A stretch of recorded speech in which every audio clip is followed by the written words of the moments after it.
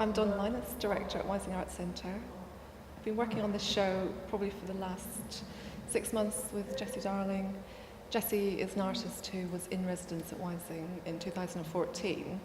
and since then they've been closely involved in various aspects of our programme,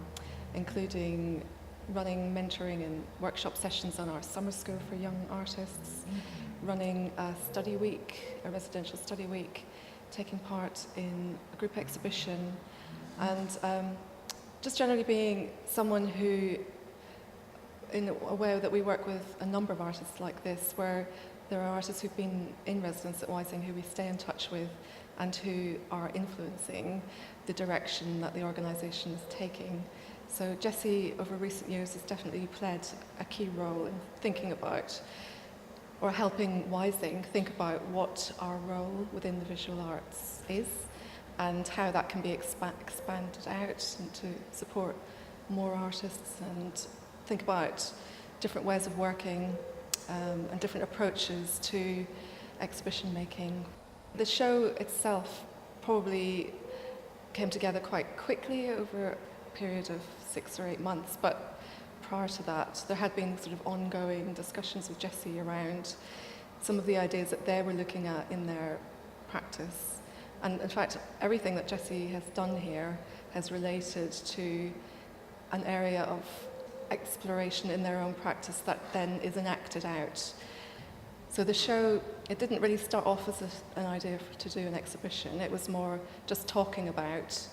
some of the ideas that Jessie was kind of looking at around opacity, legibility and illegibility, and how,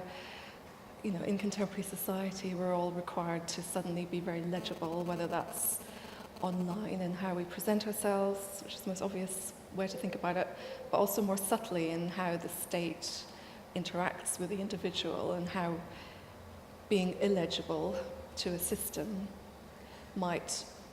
cause difficulties in daily life. So we started talking about some of that, and then started writing texts that we would send backwards and forwards to each other, you know, honing the concepts around the wider thinking about if this was going to turn into a show, what would those be? So this more concrete thing began to coalesce, and then that became an exhibition concept. So then we started to explore which artists might sort of be interesting to look at in this context of illegibility and legibility. And Jessie, you know, is an extremely knowledgeable artist who's well-travelled and teaches in the Netherlands and is often in New York, so was able to bring in